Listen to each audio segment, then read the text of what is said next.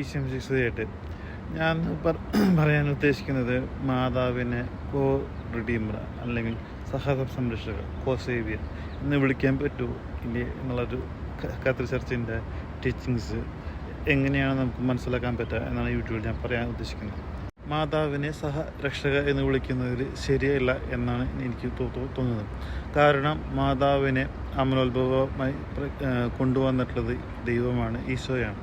അപ്പോൾ ഈശോയുടെ പ്രവൃത്തി കൊണ്ടാണ്, ഈശോയുടെ ആ കൃപ കൊണ്ടാണ് മാതാവിന് അമലോത്ഭവം കിട്ടിയത്. മാതാവിനെ ശരിക്കും ദൈവം ഉപയോഗിച്ച് മാതാവ് ദൈവത്തിനോട് സഹകരിച്ച്, ഈശോയോട് സഹകരിച്ച് നമുക്ക് സാൽവേഷൻ തന്നു എന്നാണ് നമുക്ക് മനസ്സിലാക്കാൻ പറ്റുക. അപ്പോൾ അതിലൂടെ മാതാവിനെ ഒരിക്കലും സഹരക്ഷക എന്ന് വിളിക്കാൻ നമുക്ക് പറ്റില്ല. എന്നുവെച്ചാൽ മാതാവിന് ഒരു രക്ഷകൻ കൂടിയേ തീരൂ, എന്നാൽ മാത്രമേ മാതാവിന് ഈ അമലോത്ഭവം കിട്ടൂ, അല്ലെങ്കിൽ കൃപ കിട്ടൂ.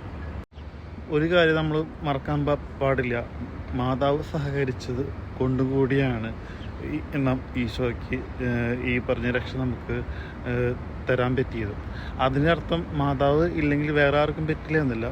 മാതാവ് അല്ലെങ്കിൽ വേറെ ഒരാൾ ദൈവം അതിന് നിയോഗിക്കും. അത് ഉറപ്പായിട്ടും രക്ഷ നമുക്ക് ദൈവം തരും.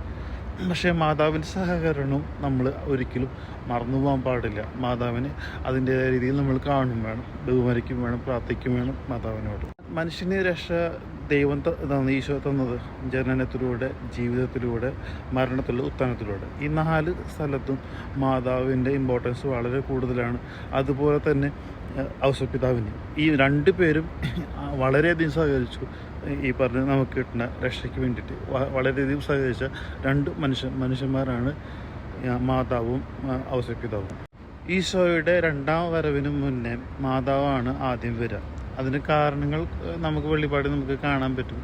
ഈശോയ്ക്ക് നേരിട്ടിട്ട് സാത്താനോട് ഫൈറ്റ് ചെയ്യുമ്പോൾ അവിടെ സാത്താനാണ് വലിയ ആളെ മാറുന്നത്.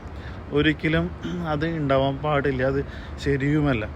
മാതാവ് ഒരു മനുഷ്യനാണ്, മനുഷ്യ സ്ത്രീയാണ്. ആ മനുഷ്യ സ്ത്രീയെ ദൈവം ഉയർത്തി സ്വർഗ്ഗഭൂലോകങ്ങളുടെ രാജ്ഞിയാക്കി മാറ്റി. ആ രാജ്ഞി വന്ന് സാത്താന് തളയ്ക്കും, അല്ലെങ്കിൽ സാത്താൻ്റെ തല തകർക്കുമെന്ന് നമുക്ക് വെളിപാട് പുസ്തകത്തിലൂടെ നമുക്ക് കാണാൻ പറ്റും. ഈശോ നമുക്ക് ആരാധിക്കാൻ സ്നേഹിക്കും. 10 കൽപ്പന അനുസരിച്ചും കുർബാനയോടെയും ഹല്ലേലൂയ.